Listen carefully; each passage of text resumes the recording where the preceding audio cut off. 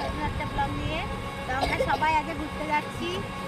এই যে দেখো আমার কাকিমা বসাচ্ছে, এটা হচ্ছে আমার কাকু, এটা আমার বোন, আর এটা আমার ভাইয়ের বউ। তো আমার ভাই, আমার বর, আমার আর একটা ভাই বাইকে চলে গেছে, আমরা এখন টোটোতে যাচ্ছি। তো কোথায় ঘুরতে যাচ্ছি তোমাদের দেখাবো, প্রথম থেকে শেষ অবধি আমার ভিডিওটা দেখতে থাকো। চলো এখন কঙ্কালীতলা বেরোচ্ছি, সেটা দেখতে থাকো। তো এখন দেখো কঙ্কালীতলা মন্দির পেয়ে যাচ্ছি। তো আমরা এখন রাস্তায় যাচ্ছি। তো দেখো আমার মেয়ে ক্যামেরাটা ধরে আছে, তার জন্য তোমাদেরকে দেখিয়ে দিলাম আমার মেয়েকে। তো চলো বলে দাও মা, বলে দাও ওর জন্য। তোমাদেরকে আর একটা কথা বলে রাখি, এটা হচ্ছে আমার ছেলে। দেখো মুখটা বার করে পানি খাওয়ার কথা বল। তো বন্ধুরা দেখো আমরা কিন্তু কঙ্কালীতলা পেরিয়ে মানে বোলপুরের রাস্তায় চলে যাচ্ছি। তো অবশ্যই তোমরা প্রথম থেকে শেষ অবধি আমার ভিডিওটা দেখতে থাকবো। আর আমরা কোথায় যাচ্ছি সবটাই তোমাদের সাথে শেয়ার করবো। তো ওইদিকে আমরা গোপাল সোনাকেও নিয়ে নিয়েছি, কারণ বাড়িতে কেউ নেই ভোগদের মতো, তাই আমরা গোপাল সোনাকেও সাথে নিয়ে নিয়েছি, যাতে ও আমাদের সাথে একটু আনন্দ করতে পারে, তার জন্যে। তো এখন কিন্তু আমরা বোলপুরের দিকে ঢুকছি। এই যে দেখো বোলপুরের রাস্তা। তো এখন কিন্তু আমরা মানে বোলপুরের ভেতরে চলে যাব। তো বাজারের ভেতর দিকেই যাব। তারপর বোলপুরে একটু কাজ আছে, তো সেই কাজটা সেরে আবার আমরা বেরিয়ে পড়বো শান্তিনিকেতন বেড়াতে। তো চলো কী কাজ আছে সেটাও তোমাদেরকে দেখিয়ে দিচ্ছি। কিন্তু মানে যে জায়গায় যাচ্ছি সেখানে কিন্তু তোমাদের ভিতরে কিছু দেখাতে পারবো না, কারণ হচ্ছে সেখানে ফোন এলাও নেই, তাই দেখাতে পারবো না। তো বাইরেরটাই দেখাবো। তো তোমরা যদি সেখানে কিছু কিনতে চাও তো অবশ্যই চলে এসো। দেখো আমরা বাজারের ভিতর দিয়ে চলে যাচ্ছি। তারপর কিন্তু একটু পরই নাম বলছে, টোটো থেকে নেমে যাচ্ছি। দেখো আমরা সবাই মিলে একসাথে। তো এদিকে আমার বর, ভাই আর আমার একটা ভাই সব দাঁড়িয়ে আছে। তো এই যে দেখো এই দোকানে আমাদের একটু কাজ আছে, কিন্তু ভেতরে ফোন এলাও নেই, তাই ভেতরে ফোন কিছু দেখাতে পারবো না, তাই বাইরেটা রেখে দিচ্ছি। তো তোমাদের যদি কিছু দরকার হয় তো এখানে চলে এসো কিনতে সোনার জিনিস। তো দোকানটার নাম হচ্ছে কর্মকার জুয়েলার্স। তো এখন আমরা কিন্তু টিফিন করে নিচ্ছি সবাই মিলে একসাথে। আমাদের টিফিন করা হয়ে গেছে, এরপর আমরা আবার টোটোতে চেপে পড়েছি। তো আবার যেখানে যাবো সেখানে তোমাদের দেখাবো। বোর্ডে লেখা আছে দ্বিতীয় বিরাম। ওই টাইলি ঘরটা দেখছেন, ওই টাইলি ঘরটার মধ্যে বসবাস করেছিলেন তেজেন্দ্রনাথ ঠাকুর, মানে রবি ঠাকুর বদ্দা। উনি ওই ঘরটার মধ্যে বসবাস করেছিলেন, কিন্তু উনি ছিলেন বড়লোক বাড়ি ঘরের ছেলে, রাজার বাড়ির ছেলে ছিলেন। তিনি ছোটো ঘরের মধ্যে বসবাস কেন করেছিলেন? ঘরটা দেখতে কেমন ছিল? বাঁশের খুঁটি ছিল, খড়ের ছনে ছিলেন, কিন্তু উনি বড় ঘর করতে পারতেন, করেননি। চালা ঘরের মধ্যে বসবাস করেছিলেন। কেন করেছিলেন? উনি এই জন্যই করেছিলেন, ছোটো ঘরের মধ্যে সংসার করে কতটা আরাম পায় লোকে সেটি তিনি দেখতে চেয়েছিলেন, তার জন্য তিনি ছোটো ঘরের মধ্যে সংসার করেছিলেন। এই ঘরের মধ্যে কী কী রয়েছে, খাট বিছানা ইত্যাদি। এই ঘর কখন কখন খোলা হয়? পৌষ মেলায় খোলা হয়, বসন্ত হিসেবে খোলা হয়, বাকি টাইম কিন্তু ঘর বন্ধ থাকে। যোগ শিক্ষা হয় শুধু দেখেন। হ্যাঁ দেখা আছে দেখি।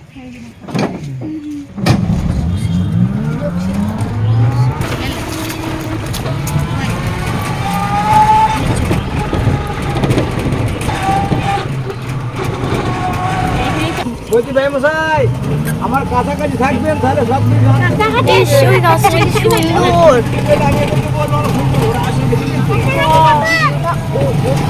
হ্যাঁ ওর মুখের কাছে দিয়েছিলাম।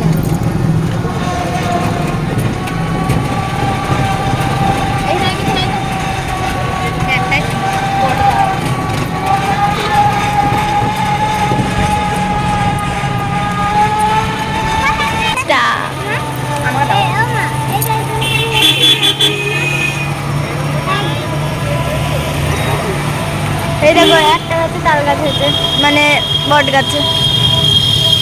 কি আশ্চর্য!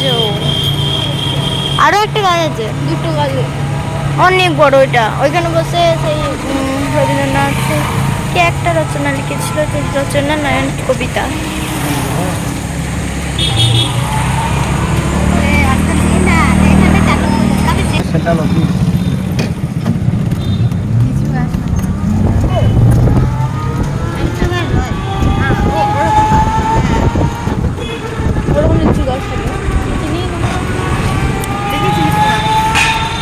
এই জায়গায় দ্বিতীয় বিরাম, হ্যাঁ ইংল্যান্ড আনন্দ পাঠশালায় মিলনায়তনবীর আনন্দ পাঠশালা দেখুন ওপেন প্লাস গাছতলায়। প্রত্যেকটা গাছের গোড়ায় দুটো একটা সিমেন্টের বেদি করা আছে। এর মধ্যে টিচাররা বসে, ছাত্রছাত্রী নিচে বসে। কালো ব্ল্যাকবোর্ডে গাছের মধ্যে ঠেসে অঙ্ক শেখানো হয়। আজ ঘরের ঘরটা দেখছেন, এবার নাম নতুন বাড়ি, নতুন করে করা হয়েছে। কেন করা হয়েছে? বর্ষার সময় বৃষ্টি ছেড়ে ওই ঘরটায় দাঁড়ায়। এইটি বারান্দা ঘরে ঘরটা দেখা যাচ্ছে হলুদ রঙের, এই ঘরটার নাম দেহুলি বাড়ি দিয়েছে। দেহুর নাম কেন দেওয়া হয়েছে? যখন মিনাজি মারা গিয়েছিলেন, মেয়ে দেহটা ওই ঘরটার মধ্যে পিছিয়ে রেখেছিলেন, তার জন্য ঘরটার নাম দেহুলি বাড়ি। তিনি কোথায় মারা গিয়েছিলেন? তিনি পরিবার মারা গিয়েছিলেন, সেই বুঝি আনা হয়েছিল, এনে ঘরটার মধ্যে কিছু রেখেছিলেন, তার জন্য ঘরটার নাম দিয়েছে দেহুলি বাড়ি। এই জায়গার কী নাম বললাম? মিলনায়তনবীর আনন্দ পাঠশালায় ওপেন ক্লাস গাছতলায়। আচ্ছা, মিলনাদেবীর বিয়ের আগে কী নাম ছিল? ভবতনা দেবী। ভালোবেসে রঘুদেব নাম দিয়েছিলেন মিলনাদেবী। তাই মেয়ের নাম থেকে রঘুদেবের দেওয়া নাম, ওনার আসল নাম হচ্ছে ভবতনা দেবী। বুঝতে পারলেন? এই জায়গার নাম কী বললাম? মিলনাদেবীর আনন্দ পাঠশালায় ওপেন ক্লাস গাছতলায়। স্কুল কলেজ বিশ্ববিদ্যালয় বলতে এটাই। বুঝলেন? এখানে স্কুল কলেজগুলো কিছু নেই, গাছের মধ্যে। এই গাড়ি চেঞ্জ করবো, ওই গাড়ি চাপতে সব হবে। গাছের নিচে। এই গাড়ি আসুন। তো বন্ধুরা দেখো যে আমাদের ঘোরাটা দিচ্ছে সে হচ্ছে বিআই মশাই আমাদের।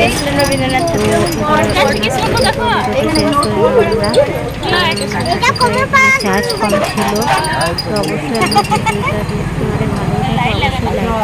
ভিডিওটা তোমাদের ভালো লাগে যোগাযোগ করবে, তাহলে আমি বিআই মশাইয়ের মানে আমি তার সাথে যোগাযোগ করতে পারবে। এই বটটা তুষার ছোট ছোট বাড়ি আছে। উপায় নদীতে তিনটি কুচি পদ্ধতি ছেড়েছিলেন।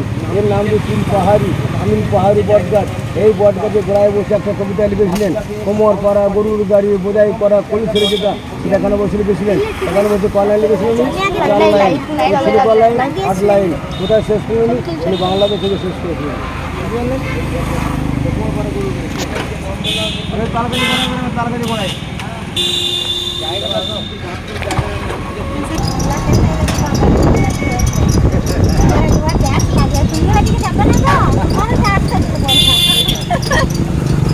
আচ্ছা, এইদিকে তাল গাছ দেখছেন?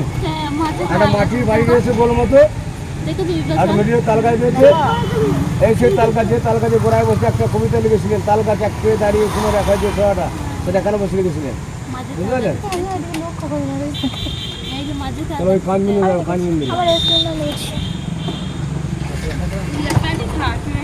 দেখা যাচ্ছে না? এটা উপাসনা মন্দির। এখানে বুধবার সকাল 6টা 7টা পর্যন্ত 1 ঘন্টা উপাসনা করা হয়। মেয়েদের পড়ানো সাদা থাকে, ছেলেদের পড়ানো সাদা থাকে। সাদা ড্রেস পরে প্রবেশ হয়। 16টা দরজা হচ্ছে, সপ্তাহে একদিন খোলা হয়। বারটা হচ্ছে বুধবার, সময় হচ্ছে সকাল 6টা 7টা, 1 ঘন্টা। উপাসনা মন্দির। পড়ানোর ড্রেসটা কিন্তু সাদা। সামনে যে বাড়ি আছে, দোতলা বাড়ি দেখা যায়, ওই দিকে দেখিয়ে দেবো। ওই বাড়ির নাম হলো শান্তিনিকেতন বাড়ি। এই বাড়ি 3 রকম পাঠাগার তৈরি আছে, মন্দির, মসজিদ, গির্জা। একটা বাড়ি 3টি রূপ দিয়েছেন কেন? উনি কোনো জাতির বিচার করেননি, সকল মানুষকে সমান চোখে দেখেছিলেন। তার জন্য একটা বাড়ি 3টি রূপ দিয়ে উনি বুঝিয়ে দিয়েছেন, উনি কোনো মানুষকে ঘৃণা করেননি।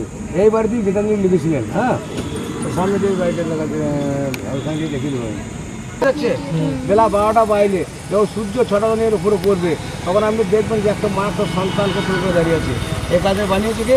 রাম কি করবে? রামচন্দ্র রাম দিয়ে মাস্টার লেখা আছে, পূর্ণ বেলার মাঠ। রবিটাকে প্রথমে এবার দিয়েছিলেন। কয়টি হাইড়ে হলো, কয়টি মিষ্টি হলো, কয়টি কাঠের লাগানো নিয়ে।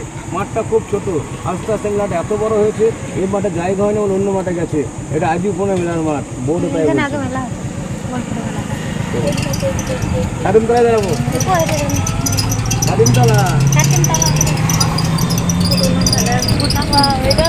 এই গাছটা সরলি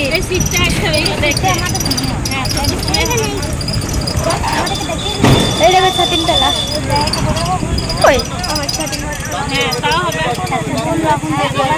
ভেঙে গেছে। আচ্ছা, এটা হলো ছাতিমতলা, শান্তিনিকেতন মেন জায়গা। ছাতিমতলা কী করে গঠন হলো? যখন রবীন্দ্রনাথ যখন 12 বছর বয়স, উনি বাবার হাত ধরে তারাপীঠ গিয়েছিলেন। তারাপীঠ গিয়ে বামদেব ঠাকুর সাক্ষাৎ করেছিলেন। বামদেব ঠাকুর দেবেন্দ্র ঠাকুরকে বলেছিলেন, এ ছেলে খুব নামিয়ে দেবে, ছেলে হবে বংশের মুখ উজ্জ্বল।